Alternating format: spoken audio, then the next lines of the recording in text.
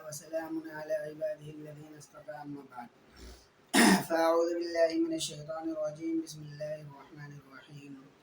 يا أيها الذين آمنوا كتب عليكم الصيام كما كتب على الذين من قبلكم لعلكم تتقون۔ محترم معزز سامعین کرام، پیارے دوستو، انسان کو بچپن سے جو عادتیں ملی ہوتی ہے ان کے لیے اس کو کرنا آسان ہوتا ہے، اور جو عادتیں نہیں ہوتی ہے ان کے لیے وہ کرنا بہت مشکل ہوتا ہے۔ اللہ تعالیٰ نے ہمیں بھی کچھ اچھی عادتیں دی ہیں، اور دنیا میں رہ کر انسان کچھ بری عادتوں میں بھی پڑ جاتا ہے۔ نتیجہ یہ ہوتا ہے کہ اس کی وجہ سے بری عادتوں میں پڑ کر اس بری چیز کی نفرت اس کے دل سے نکل جاتی ہے۔ مثال کے طور پر ایک انسان شراب پینے کا عادی ہو گیا تو اب شراب کی نفرت اس کے دل سے نکل جاتی ہے، لیکن اگر اسی دسترخوان پر شراب کے ساتھ خنزیر کا گوشت رکھ دیا جائے تو وہ نفرت سے اٹھ کر کھڑے ہو جائے گا کہ تم نے یہ کیا لا کر رکھ دیا، حالانکہ دونوں حرام ہیں، لیکن بچپن سے ایک چیز کے کرنے کا عادی ہو گیا، اسی لیے اس کی نفرت دل سے نکل گئی، اور دوسری چیز سے وہ مسلسل بچپن سے بچتے آ رہا ہے کہ یہ ہمارے لیے حرام ہے، اسی لیے ابھی بھی اس سے نفرت دل میں باقی ہے۔ تو اللہ تعالیٰ نے ہمیں بھی ایک لسٹ دیا ہے، قرآن کریم میں بتلایا کہ تمہارے لیے یہ حلال ہے، یہ حرام ہے۔ جس طرح سے روزے کے اندر ہم اللہ کے حکم کی پابندی کی وجہ سے صرف حلال چیزوں کو اپنے اوپر حرام کر لیتے ہیں، کیوں؟ اللہ کا حکم آ گیا، اللہ نے حکم دے دیا، بدلا دیا قرآن کریم میں کہ تم کس کو دیکھ سکتے ہو، کس کو نہیں دیکھ سکتے۔ جیسے بہن ہے، بیٹی ہے، ماں ہے،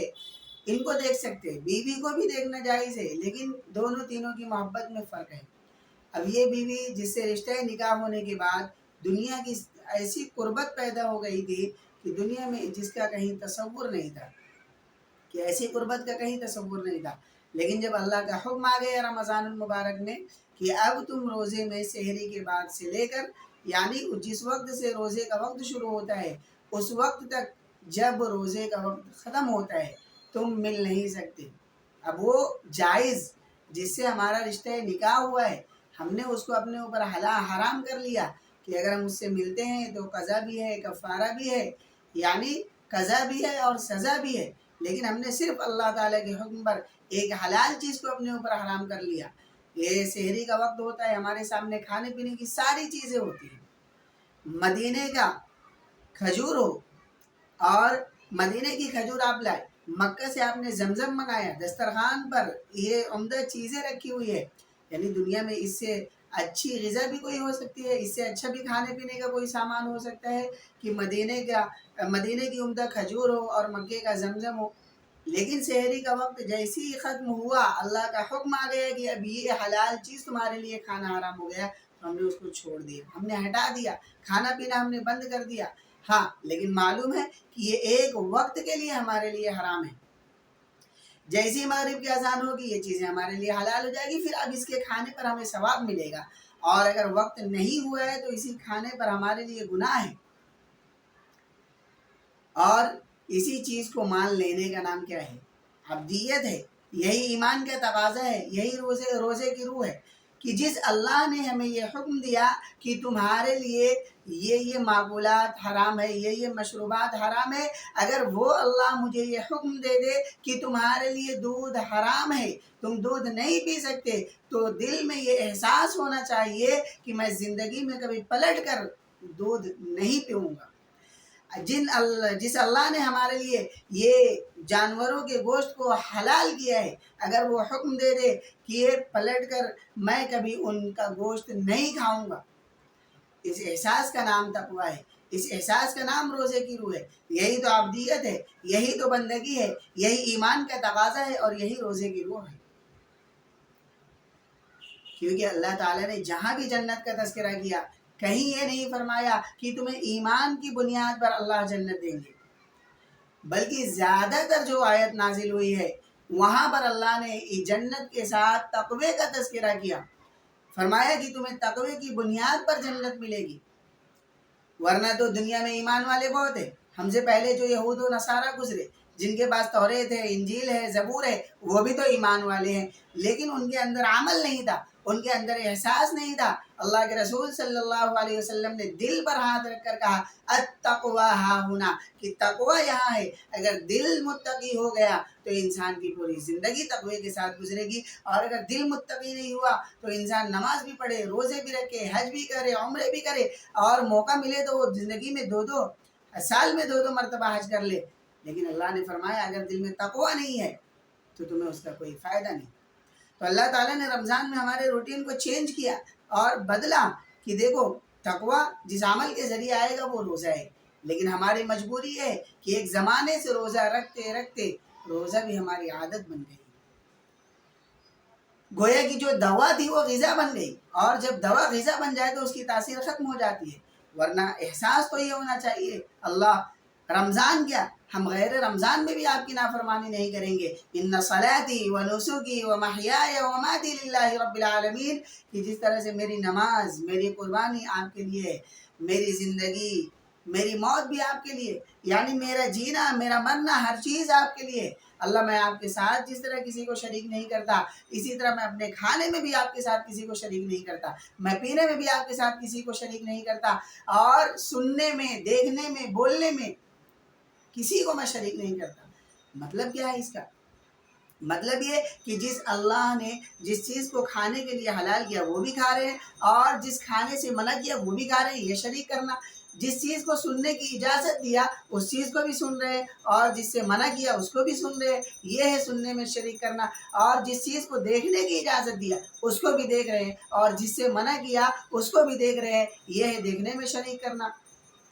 تو ہونا یہ چاہیے اللہ میری پوری زندگی انا للہ و انا الیہ راجعون، مرنے کے وقت ہم دعا پڑھتے اللہ ہم آپ کے لیے، اور مرنے کے بعد آپ ہی کی طرف لوٹ کر آنا ہے، تو اللہ میری پوری زندگی آپ کے حوالے ہے۔ ایسا نہیں کہ رمضان میں آپ کا بندہ بن کر رہوں گا اور غیر رمضان میں بھول جاؤں گا کہ میں اللہ کا بندہ ہوں، اللہ کے حکم کی نافرمانی کروں گا، نہیں، بلکہ روزہ یہ احساس دلانے آتا ہے۔ اسی لیے اللہ نے فرمایا اے ایمان والو تم پر روزے فرض کیے گئے، کما کتب علی الذین من قبلکم، یہ کوئی نئی چیز نہیں ہے، جیسا کہ تم سے پہلے لوگوں پر فرض کیے گئے تھے۔ کیوں؟ لعلکم تتقون، تاکہ تم متقی بن جاؤ۔ اور اللہ نے فرمایا وسیق الذین اتقوا ربهم الی الجنۃ زمرا، اللہ نے جہاں بھی جنت کا تذکرہ کیا وہاں تقوی کو بیان فرمایا۔ ورنہ غور کریں، ہم ایمان والے، ہمارے پاس بھی قرآن ہے، ہم بھی قرآن پڑھ رہے ہیں، نماز پڑھ رہے ہیں، روزے رکھ رہے ہیں، تو ہم سے پہلے مدینے کے اندر جو منافقین تھے، جو یہود و نصارہ تھے، جن کے پاس بھی اپنی کتابیں تھیں، یہود بھی تو قرآن پڑھتے تھے، منافقین بھی تو قرآن پڑھتے تھے، نماز پڑھتے تھے، صف اول میں شامل ہوتے تھے، حج بھی کرتے تھے، عمرہ بھی کرتے تھے، اللہ کے رسول جب چندہ مانگتے تھے تو بڑھ کر چندہ بھی دیتے تھے۔ تو اگر ایمان والے کو صرف ایمان کی بنیاد پر اگر اللہ جنت میں بھیجیں گے تو وہ لوگ بھی تو لسٹ لے کر آ کر کھڑے ہو جائیں گے کہ دیکھیے ہمارا بھی نام ایمان والوں میں شامل ہے، ہمارے پاس بھی اعمال ہے۔ لیکن اللہ نے فرمایا نہیں، تقوی کی بنیاد پر جنت ملے گی۔ اگر صرف دکھاوے کا ایمان ہے تو اس بنیاد پر اللہ جنت نہیں۔ اسی لیے اللہ تعالیٰ نے فرمایا کہ جو دعا تم وہاں مانگتے ہو سورۃ الفاتحہ کے اندر، اس کے قبول ہونے کی شرط یہ ہے کہ تم کیا ہو جاؤ، متقی بن جاؤ۔ کیونکہ یہود و نصارہ کے پاس علم بھی تھا، عمل بھی تھا، لیکن تقوی نہیں تھا، عمل دکھلاوے کا عمل تھا۔ وہ عمل نہیں تھا جس سے اللہ راضی ہو جائے، جس سے اللہ کے محبوب راضی ہو جائے۔ آج اگر ہم بھی نماز رمضان کے اندر اس لیے نماز پڑھ رہے ہیں کہ لوگ دیکھیں یار واقعی مسلمان ہے، رمضان میں بھی نماز نہیں چھوڑتا، غیر رمضان میں اگرچہ چھوڑ دیتا ہے، کم سے کم رمضان کی تو پابندی کر رہا ہے، تو یہ کیا ہے؟ یہ تو نفاق ہے۔ ہم نے تو دکھانے کے لیے کیا کہ کل کو کوئی یہ نہ کہے کہ یہ تو ایسا مسلمان ہے جو رمضان میں بھی نماز نہیں پڑھتا، رمضان میں بھی روزے نہیں رکھتا۔ تو یہ نفاق جب تک دل سے نہیں نکلے گا روزے کا مقصد حاصل نہیں ہوگا، کیونکہ روزے کا مقصد ہے تقوی۔ روزے کی جو روح ہے، ہمیں متقی بنانا، اللہ کا جو مقصد ہے وہ حاصل نہیں ہوگا۔ اسی لیے ہم اپنے روزے کی قدر کریں، جو وقت بچ گیا ہے اس میں ہم اپنے اندر یہ احساس پیدا کریں کہ ہم اپنی زندگی میں ہر جگہ ہر وقت اللہ کے حکم کے پابند ہیں۔ اگر سوچے، غور کرے تو ہمارا اپنے اوپر کوئی اختیار نہیں، ہم پیدائش سے لے کر موت تک اور مہد سے لے کر لحد تک کتنے بے اختیار ہیں، غور کریں۔ ہم سب مرد ہیں، تو غور کرے اس میں کتنے لوگ ہیں جنہوں نے اپنی خوشی سے مرد بنا کہ نہیں مجھے مرد بننا ہے، مجھے لڑکا بننا ہے، میں لڑکا پیدا ہوا، اور اسے لڑکی بننا ہے تو وہ لڑکی پیدا ہوئی. کسی کا اپنا کوئی اختیار ہے اپنی پیدائش میں؟ نہیں. اللہ نے جس کو چاہا لڑکا بنایا، جس کو چاہا لڑکی بنایا، جس کو چاہا کالا بنایا، جس کو چاہا گورا بنایا، جس ملک میں چاہا پیدا کیا، جس خاندان میں چاہا پیدا کیا. ہمارا اپنا کوئی اختیار نہیں تھا کہ میں ہندوستان میں پیدا نہیں ہوتا، میں فلاں ملک میں پیدا ہو جاتا، میں سعودی میں پیدا ہو جاتا، میں نبی صلی اللہ علیہ وسلم کے شہر میں پیدا ہو جاتا، میں نبی صلی اللہ علیہ وسلم کے خاندان میں پیدا ہو جاتا. ہمارا اپنا کوئی اختیار نہیں ہے. یہاں تک کہ وہ مریض جو ہاسپٹل میں تڑپ رہا ہوتا ہے، اس کی یہ تمنا ہوتی ہے کہ میں کچھ دن اور جی لوں، لیکن اس کی ہزار تمناؤں کے باوجود اور لوگوں کی ہزار دعاؤں کے باوجود اگر اللہ تعالیٰ نے اس کے لیے موت کا فیصلہ فرما دیا ہے، فَإِذَا جَاءَ أَجَلُهُمْ لَا يَسْتَأْخِرُونَ سَاعَةً وَلَا يَسْتَقْدِمُونَ. تو اب بتائیے کیا اسے کوئی ڈاکٹر بچا پاتا ہے؟ نہیں، کیونکہ اللہ کا فیصلہ آ گیا. تو ہم اپنی زندگی یعنی اپنی پیدائش میں بھی بے اختیار ہے، اپنی موت میں بھی بے اختیار ہے. اور اللہ تعالیٰ نے بیچ میں تھوڑے سے جو اختیار دیے وہ اس لیے نہیں دیے کہ تم منمانی کر کے میری نافرمانی کرو، تم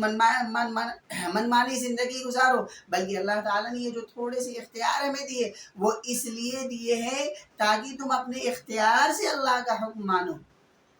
تو اللہ ہمیں اس بات کی سمجھ عطا فرمائے. وآخر دعوانا